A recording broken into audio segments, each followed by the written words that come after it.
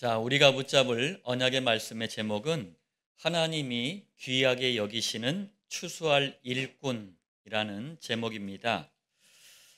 오늘 우리 대표로 기도해 주신 배 집사님 기도를 들으면서 참 한 주간 우리가 붙잡았던 말씀을 요약하는 그런 기분이었고, 그리스도의 그 가치를 다시 한번 그 짧은 기도 시간 속에서 깨닫는 아주 귀한 시간이었습니다.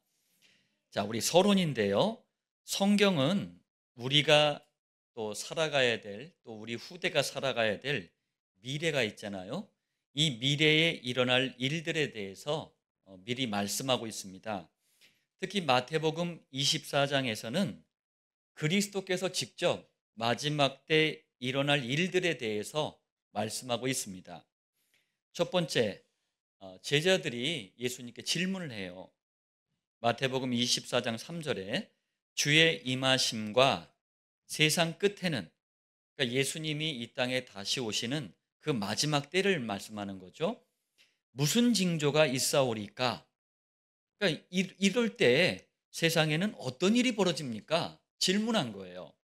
두 번째, 5절에 예수님이 이제 답변하시죠. 많은 사람이 내 이름으로 와서 이르되 나는 그리스도라 하여 많은 사람을 미혹하리라. 미혹이 뭐죠? 헷갈리게 하는 거예요. 이단, 사입이 그리스도를 막으려는 적 그리스도까지 막 일어나 가지고 내가 그리스도다 하면서 이제 사람들을 속이는 거예요.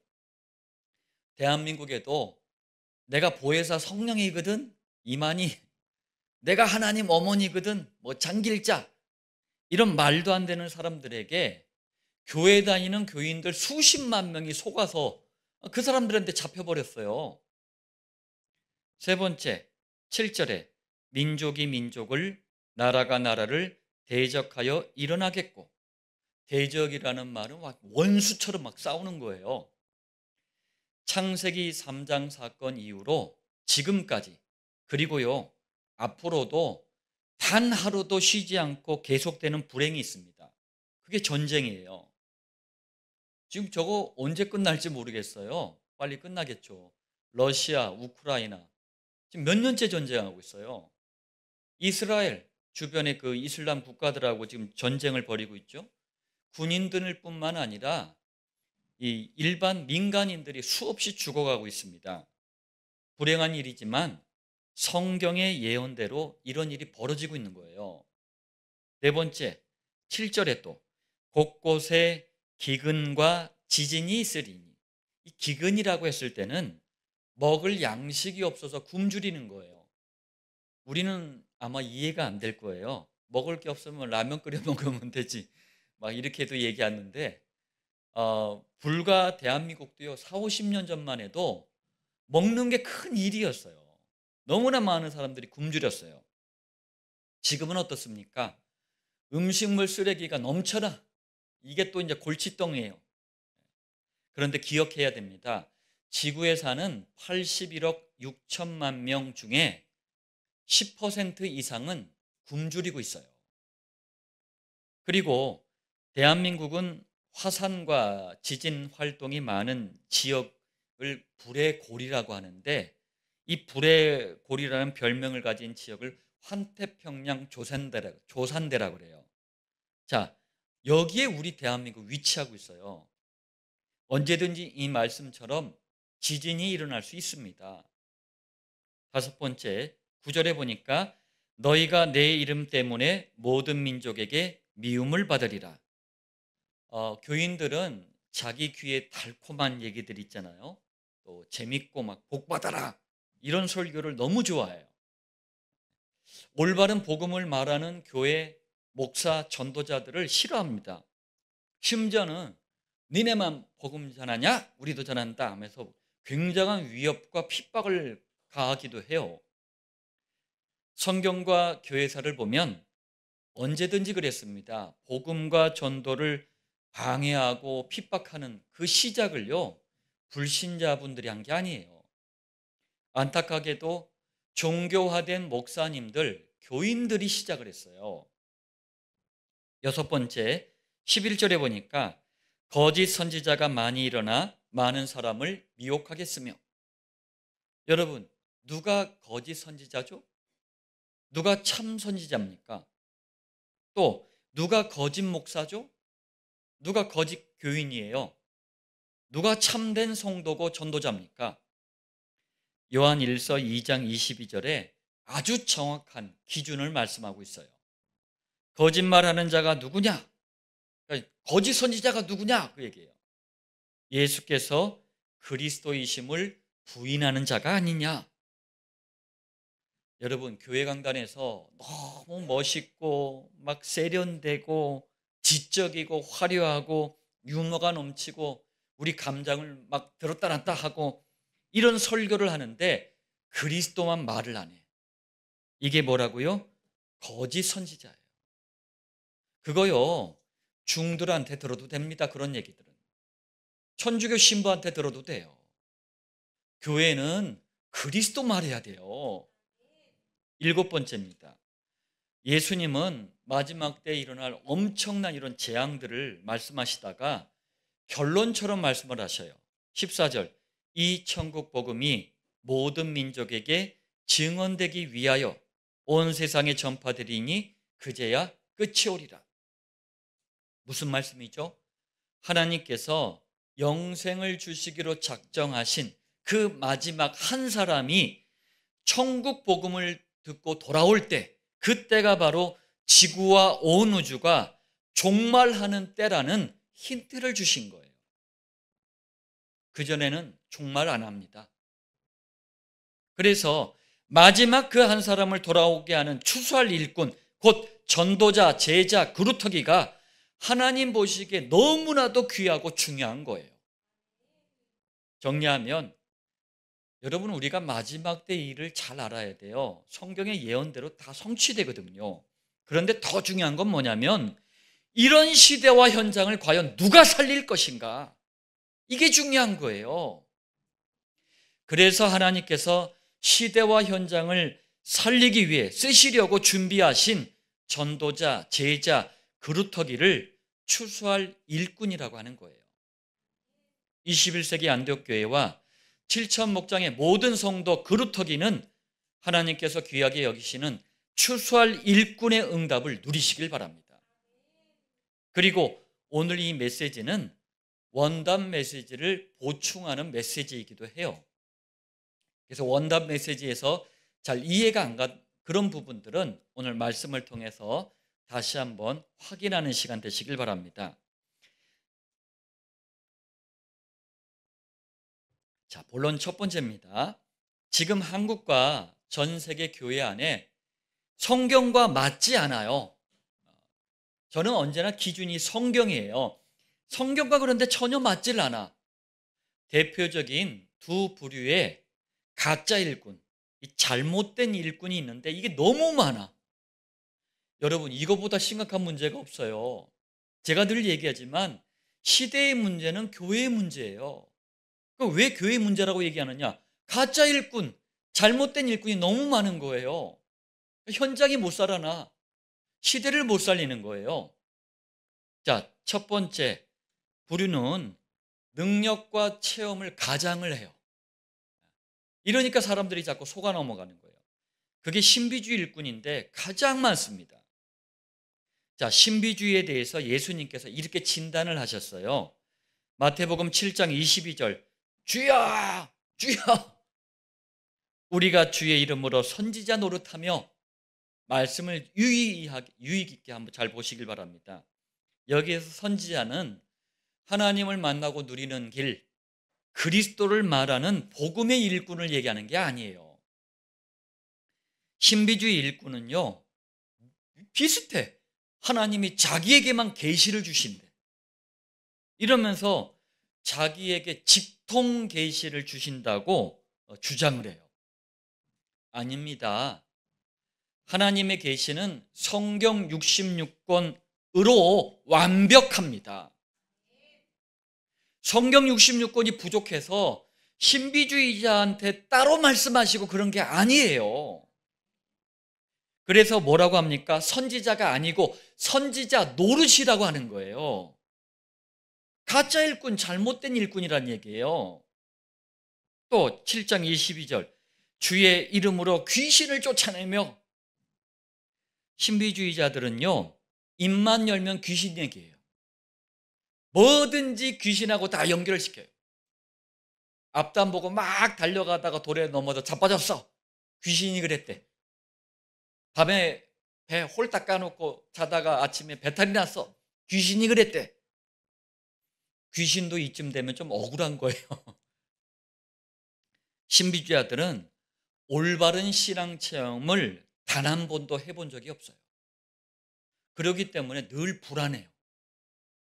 그래서 생활 속에 크고 작은 문제를 만나잖아요. 그럼 자꾸 귀신한테 핑계를 대는 거예요. 그리고 예수 이름을요 무슨 장난하듯이 불러요. 함부로 막 부릅니다. 저도 그거 봤어요. 이게 버스 타는데 줄을 이렇게 서 있는데, 저는 좀 앞에 부분에 있는데 좀 한 5, 60대 돼 보는 여자가 뒤에 있다가 슬금슬금 하더니 새치기를 해가지고 제 앞에 뜩 쓰는 거예요. 그러니까 그 사람이 막 뭐라고 하는 거예요. 왜 새치기 하냐고 줄 서라고 했더니 이분이 뭐라고 중을 댔냐면, 예수님 감사합니다 이러는 거예요. 새치기 성공하게 해줘서 감사하다, 뭐 그런 건가 봐. 여러분, 여호와께서 인간 구원을 위해서 사람의 아들로 오신 예수 이름을, 이거는 망령되게 부르는 거예요. 또 22절에 주의 이름으로 많은 권능을 행하지 아니하였나이까. 신비주의자가 습관처럼 하는 말이 있어요. 습관처럼. 내가 기도하니까 능력이 나갔대. 그래서 병에 치유됐대. 내가 기도하니까 능력이 나가가지고 대학에 합격했대. 돈을 벌었대. 막 자랑하듯이 떠들어요. 자기가 하나님이고 자기가 영광을 받아요. 그런데 실제는 어떠냐? 더 나빠져요. 신비주의자 자신도 잘 모르는 진짜 사단 귀신이 역사하니까 굉장히 능력 있는 척은 하지만 오히려요 야금야금 망해가요. 이런 신비주의자들에게 예수님께서 말씀하셨어요. 7장 23절 내가 너희를 도무지 알지 못하니. 신비주의자는 마치 그냥 예수님은 자기만 믿는 것처럼 얘기하잖아요. 또 그렇게 행동을 해요. 어제 예수님 만났다고 맨날 얘기하잖아요. 그런데 예수님은 정작 뭐래요? 너 누구냐? 네가 누군지 모르겠다. 이 정도가 아닙니다. 23절에 또 불법을 행하는 자들아. 법은요 하나님의 말씀을 얘기해요.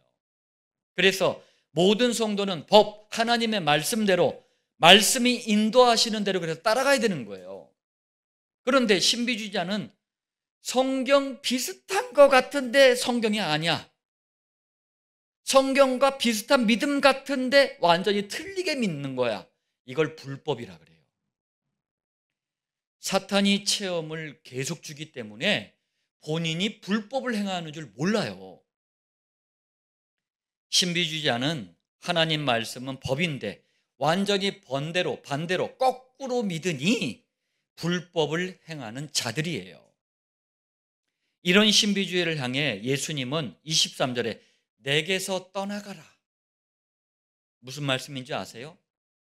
그리스도의 사랑, 인도, 보호, 그리고 너무나 중요한 구원에서 완전히 추방됐다 그 얘기예요. 신비주의에는 구원이 없어요. 신비주의자가 주로 하는 다양한 또 체험이 있습니다. 근데 이게요 사단이 주는 너무 위험한 체험이에요. 하나님이 주시는 은사 능력이 아니에요. 근데 그거라고 우리 착각을 해요. 왜? 목사들도 하니까. 목사들이 또 그걸 막 강조하니까.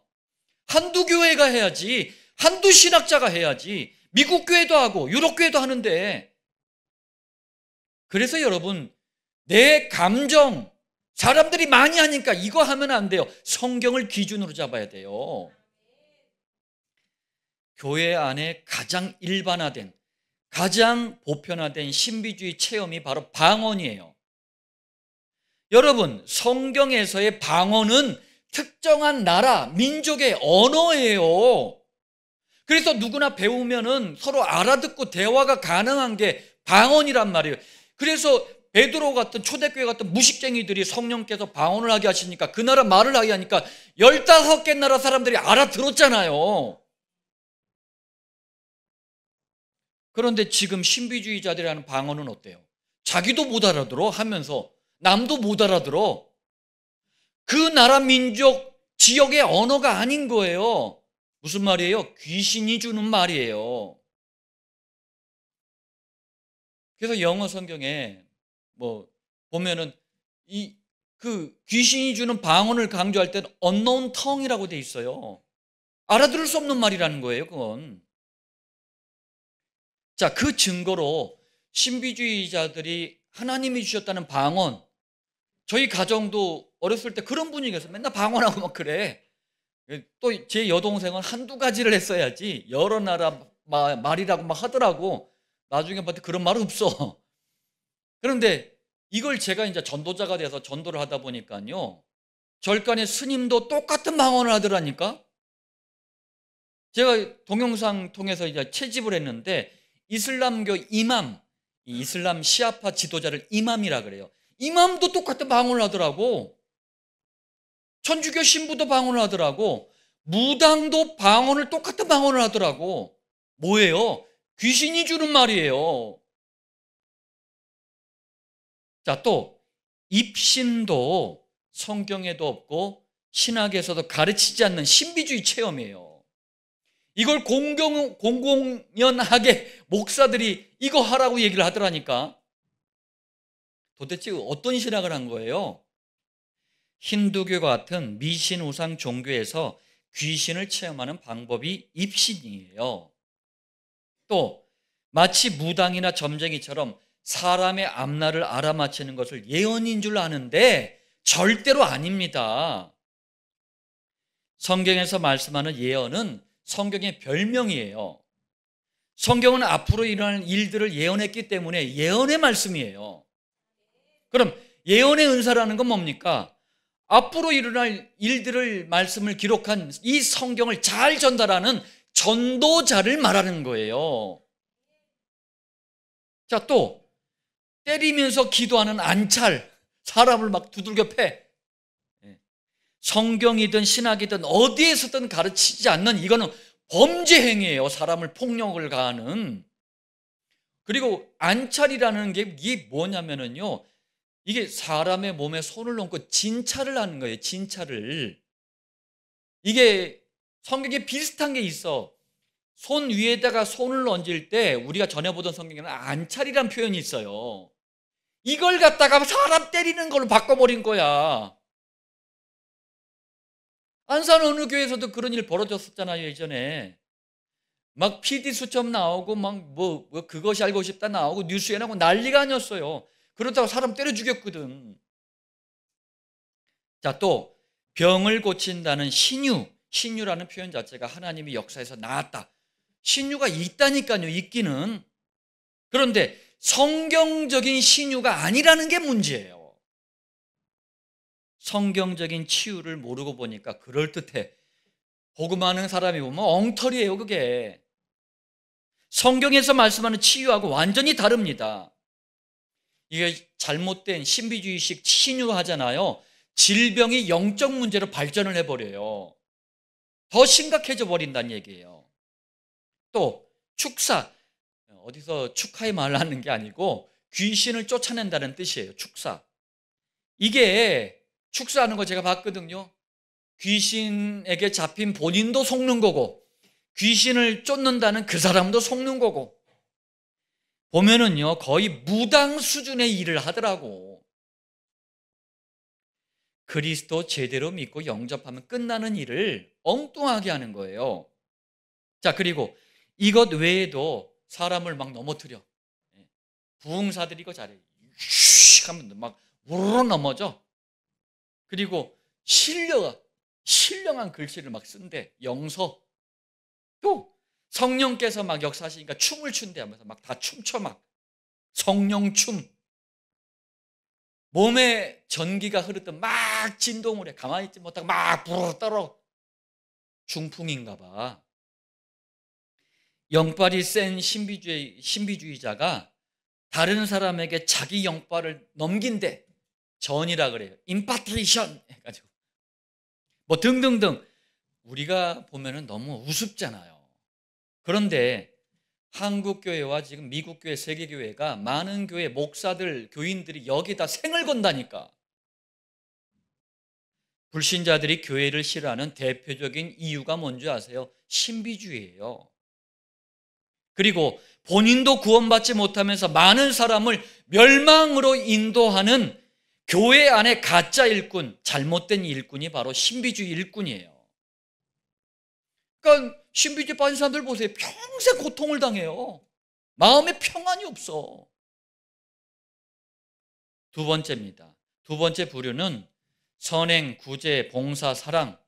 여러분 어때요? 너무 멋있고 아름답고 좋은 일이에요. 이게 나쁘다는 게 아닙니다. 이걸로 포장한 봉사주의 일꾼도 참 많아요. 복음 가진 일꾼의 봉사는 필요합니다. 말을 잘 알아들으셔야 돼요. 그런데 복음 빠진 봉사주의 일꾼은요, 이 사람들은 목말라 하는 게 있어. 칭찬, 박수. 그러면서 또 이것만 칭찬하고 박수 받는 일만 골라서 해. 어려운 이웃 돕지, 힘든 일은 찾아서 하지, 하나님은 너희들을 사랑한다, 어깨 띠두르고 동네 청소 다 하지, 커피 끓이고 토스트 굽지. 그런데 복음 빠진 봉사주의 일꾼들 때문에 교회 안팎으로 두 가지 심각한 문제가 와버렸어요. 교회를 종교화시키는 주범이 봉사주의 일꾼이에요. 무슨 얘기냐? 여러분 생각해 보세요. 선행구제, 사랑봉사, 절간에 스님도 해요. 그렇지 않아요? 로마 종교인 천주교의 신부 수녀 더 잘합니다. 하나님의 교회 자칭 하나님 어머니 장길자 너무 잘해서 상까지 받았어요. 그런데 교회가 봉사주의 일꾼만을 자꾸 만들어내니까 종교와 차이가 없어져 버렸어. 교회는 종교가 절대로 할 수 없는 복음과 구원을 위해서 세운 신적 기관이에요. 곧 하나님이 직접 세우신 영적인 기관이에요. 그런데 두 번째, 어떤 문제를 또 야기시켰냐? 창세기 3장 문제. 이걸 우리는 원죄사단 지옥 문제라고 하잖아요. 이걸 봉사로 해결할 수 있다고 착각을 하게 해버린 거예요. 그러니까 뭐 그런 식인 거예요. 마치 봉사 많이 하면은 막 복받고 구원받고 막 이런 것처럼. 지구상에 원죄를 해결할 봉사는 없습니다. 지구상에 사탄을 이길 봉사는 없어요. 지구상의 지옥을 천국으로 바꿀 수 있는 봉사는 없습니다. 그래서 그리스도가 오신 거예요. 그리스도는 십자가의 죽으심과 부활을 통해 원죄사단 지옥의 문제를 해결하는 참된 봉사를 하신 거예요. 교회는 그리스도의 참된 봉사를 말하는 곳이에요. 그래서 21세기 안디옥 교회와 7천 목장에서는 성경적인 일꾼, 참된 일꾼, 곧 하나님이 귀하게 여기시는 추수할 일꾼들을 계속 세워나가야 되는 거예요. 그래야 시대와 현장이 살아납니다. 본론 두 번째예요. 그렇다면 하나님이 귀하게 여기시는 추수할 일꾼, 어떤 일꾼입니까? 세 가지를 지속할 줄 아는 일꾼이에요. 자, 첫 번째입니다. 추수할 일꾼은 일꾼들이라도 자기 자신의 어떤 환경, 상황, 형편, 처지 이런 게 있잖아요. 다 달라요. 이런 것과 아무 상관없이 그리스도 안에만 있는 측량할 수 없는 은혜, 결코 마르지 않는 은혜의 풍성함, 그 속으로 계속 들어가요. 이게 무슨 말이냐면요, 요한복음 1장 16절에 우리가 다 그의 충만한 데서 받으니 그는 그리스도입니다. 은혜 위에 은혜로라. 자, 그리스도는 하나님께로부터 오는 모든 은혜의 통로예요. 그래서 그의 충만한 데서 받으니. 그리스도는 하나님의 은혜 충만이라니까요. 거기서 우리가 받아야 되는 거예요. 그리고 이 은혜는 받을수록 줄어드는 게 아니라 차곡차곡 더 쌓이는 거예요. 은혜 위에 은혜 이러는 거예요. 그래서 그렇다면 왜 그리스도 안에만 있는 측량할 수 없는 은혜 속으로 자꾸 들어가야 되죠? 여러분, 그래야 창세기 1장 2절 혼돈, 공허, 흑암 이걸 깨트리는 창세기 1장 3절 참된 빛을 누리게 됩니다. 원죄 사단 지옥 문제를 해결하는 창세기 3장 15절 여자의 후손을 굳게 붙잡게 돼요. 이게 뭔 말인지 그리스도 안에 들어가야 깨닫는다니까요.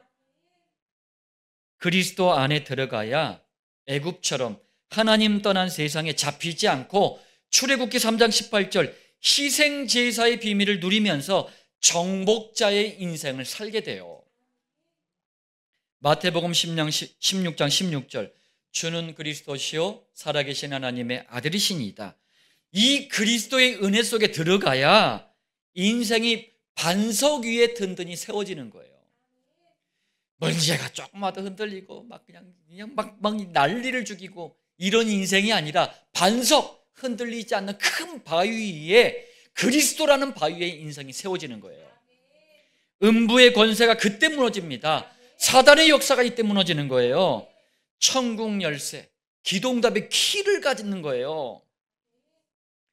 그리스도의 은혜 속으로 들어가지 않으면 교회까지 나와서 신비주의 일꾼, 봉사주의 일꾼이 되는 거예요. 안타까워. 두 번째, 추수할 일꾼은 기도를 가장 행복한 시간으로 만들 줄 알아요.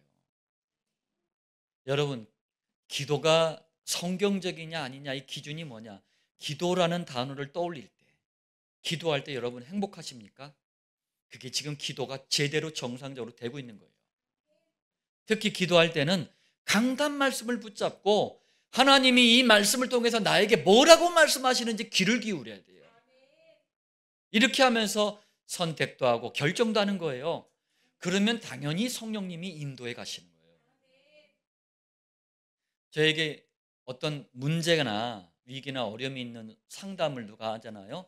그러면 많은 얘기를 하지만 교인들은 복음부터 설명하지만 성도님들한테는 제가 그래요. 기도 제목이 뭐냐? 그것부터 물어요. 지금 어떻게 기도하냐? 이걸 물어요. 왜? 그게 다예요. 강단 말씀을 붙잡는 사람들이 성도잖아요. 성도가 지금 어떤 내용을 가지고 어떤 제목을 가지고 어떻게 기도하느냐 이거 보면 되는 거예요. 나머지는 성령님이 인도해 가실 겁니다. 세 번째, 추수할 일꾼은 하나님께서 나를 왜 부르셨는가?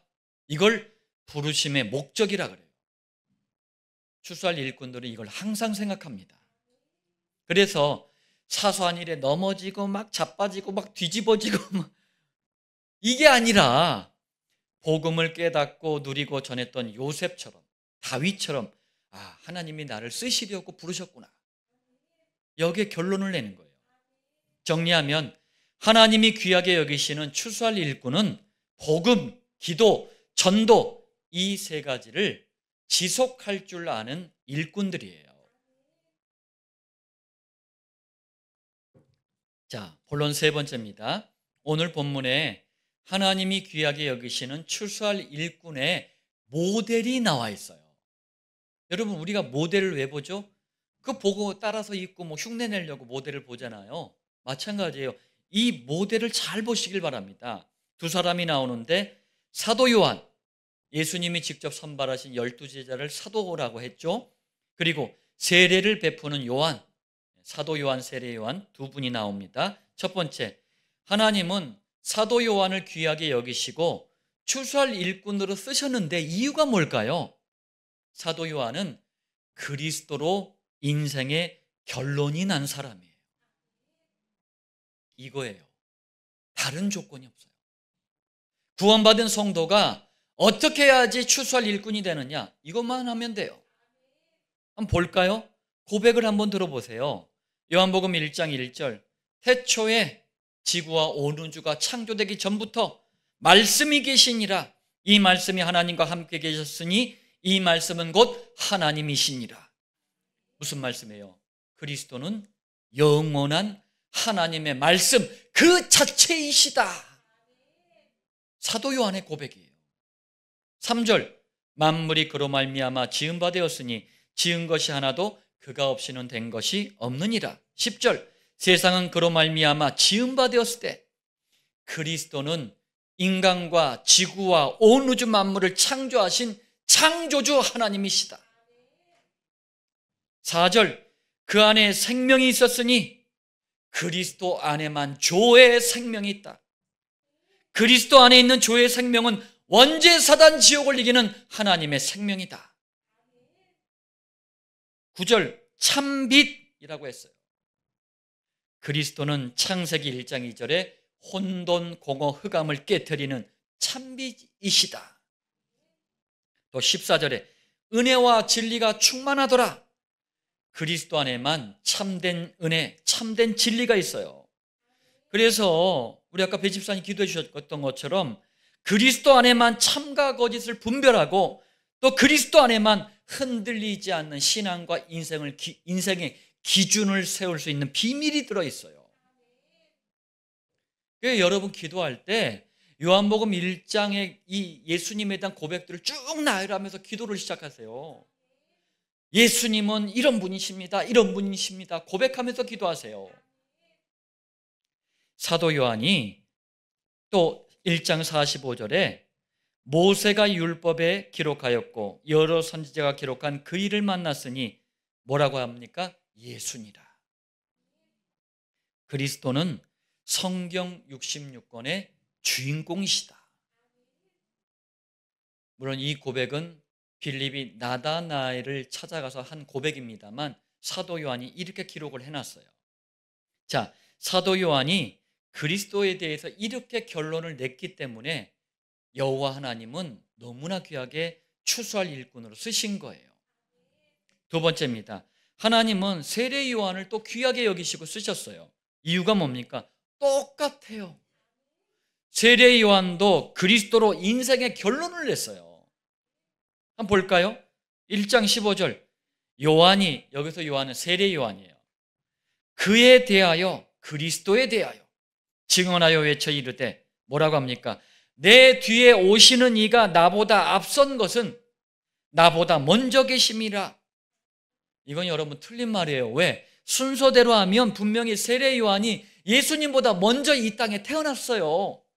그런데 세례 요한은 뭐라고 합니까? 나보다 앞섰다. 나보다 먼저 계셨다. 이게 도대체 무슨 말씀이에요? 예수님은 구원을 위해 육신을 입고 사람의 아들로 이 땅에 오셨을 뿐이에요. 그런데 세례 요한보다 늦게 오셨을 뿐이에요. 그렇지만 영원 전부터 계시고 영원까지 계시는 영원한 여호와 하나님이시다. 이 고백이 나보다 먼저 계셨다는 고백이에요. 자, 요한복음 1장 17절에 은혜와 진리는 예수 그리스도로 말미암아 온 것이라. 성경이 말씀하는 하나님께로부터 오는 모든 은혜와 진리의 출처, 오직 그리스도 한 분밖에 없는 줄 믿으시길 바랍니다. 이 말씀이 뭔 말인지 모르고 그리스도가 뭔지도 모르고 자꾸 그리스도를 통하지 않고 그리스도 밖에서 오는 모든 것은 뭐라고요? 가짜인 거예요. 그리스도 안에만 있습니다. 또 18절, 본래 하나님을 본 사람이 없을 때 당연해요. 하나님은 영이세요. 하나님을 봤다. 다 가짜. 그리고 창세기 3장 사건 이후로 모든 인간은요, 하나님을 완전히 떠났어요. 만날래야 만날 수도 없어요. 그런데 18절에 뭐라고 합니까? 아버지 품속에 있는 독생하신 하나님이 나타내셨느니라. 아버지는 여호와 하나님이세요. 독생이라는 말은 독생자를 말하는 거예요. 외아들을 의미합니다. 그렇다면 아버지 품속에 있는 독생자란 하나님 아버지의 외아들, 곧 그리스도이신 예수님을 말하는 거예요. 그리고 여러분들 기억하셔야 될 게 아버지 아들이란 표현은 우리처럼 그 육신의 아버지, 아들 그런 걸 얘기하는 게 아니에요. 삼위일체식의 표현이에요. 그래서 독생하신 하나님이란 뭡니까? 그리스도를 하나님으로 고백한 거예요. 정리하면 그리스도는 원래 여호와 하나님이신데 여호와께서 직접 인간 구원을 위해 사람의 아들로 오셨다. 이걸 강조하는 표현이 독생자, 하나님의 외아들 이런 표현이에요. 우리는 하나님의 독생자, 하나님의 외아들, 곧 그리스도를 통해서만 하나님을 만나고 누리는 거예요. 그래서 여러분 자꾸 그리스도 하는 거예요. 영이신 하나님을 우리가 어떻게 만나고 누립니까? 자, 요한복음 1장 29절 세례 요한이 그리스도를 보면서 얘기합니다. 보라, 세상 죄를 지고 가는 하나님의 어린 양이로다. 창세기 3장 문제를 해결하기 위해 유월절 어린 양처럼 피 흘려 죽으실 그리스도. 다시 말하면 원죄 사단 지옥을 상징하는 세상이 애굽이었어요. 여기서 빠져나올 때 집집마다 유월절 어린 양의 피를 발랐잖아요. 마치 이것처럼 창세기 3장 문제 해결을 위해서 십자가에 피 흘려 죽으실 그리스도. 그런 고백이에요. 1장 33절 그가 곧 성령으로 세례를 베푸는 이인 줄 알라. 그는 그리스도예요. 여러분, 세례라는 건 두 가지가 있어요. 예수님을 그리스도로 믿고 영접하는 순간 성령께서 우리 마음속에 들어오시는 걸 성령 세례라 그래요. 이걸 신비주의자는 거꾸로 해석을 하죠. 방언받고 뭐 이상한 잘못된 체험을 하면 그게 성령 세례라고 해석을 해요. 잘못된 해석입니다. 예수님을 또 그리스도로 믿는 성도가 교회의 구성원이 됐음을 선포하는 걸 물세례라 그래요. 자, 성령님은 그리스도를 영접할 때만 우리 마음속에 들어오시고 역사합니다. 이걸 성령으로 세례를 베푸는 이라고 표현한 거예요. 어떻습니까? 세례 요한도 그리스도에 대해서 이렇게 결론이 난 거예요. 그래서 하나님께서 귀하게 여기시고 추수할 일꾼으로 쓰신 거예요. 자, 결론입니다. 불신자든 교인이든 성도든 누구나 단 한 번의 인생, 일생을 살아갑니다. 그렇지 않아요? 두 번 사는 사람은 없어요. 그렇다면 구원받은 모든 성도는 여러분 이걸 정말 중심에 한처럼 붙잡으세요. 하나님, 제가 하나님이 귀하게 여기시는 추수할 일꾼이 되어서 살아가게 하옵소서. 이 안에 모든 축복이 다 들어있다니까요.